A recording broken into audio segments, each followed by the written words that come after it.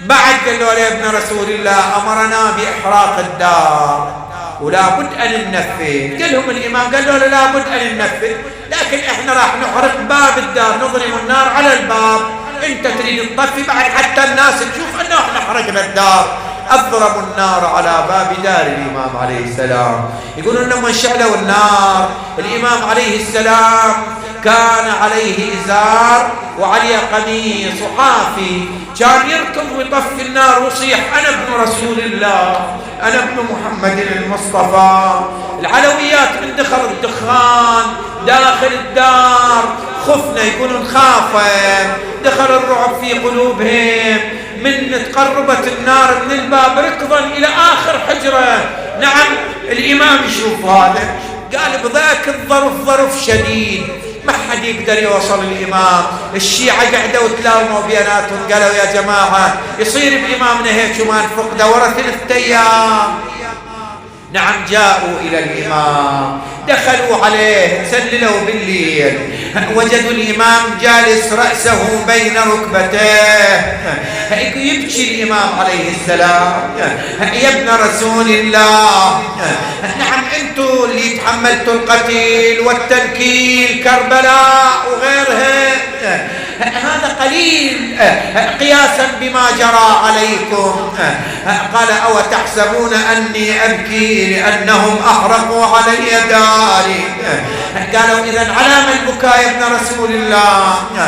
قال لما أضرموا النار بباب الدار رأيت العلويات دخل الرعب في قلوبهم، وأخذنا يدخلنا من حجرة إلى حجرة، ودخل الرعب بقلوبهم، والحال أنا وياهم، أنا معهن أطفي النار، وما نال وحدة منهن مكروه ولا دخل عليهن أجنبي.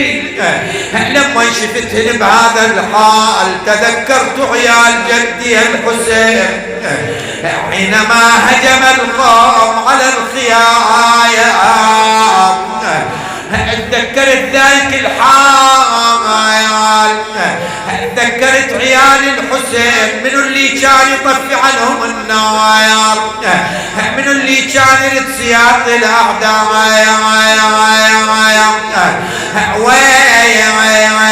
يفترن خوات حسين من خيمة لعد خيمة، وكل خيمة تشب النار ردا ضربا الهيمة، يصيح وين راح وين ما من بالعرب شيمة، والسجاد جو قعدوا ودمع على الوجه سال، والله من جلة الوالي علينا يضربونا ونشقف بدينا،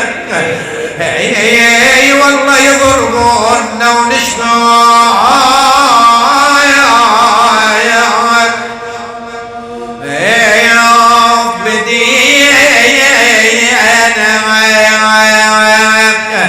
يا وصف الزمان الغدر بينا ولينا نذبح واحنا نسبينا، والله ولينا نذبح واحنا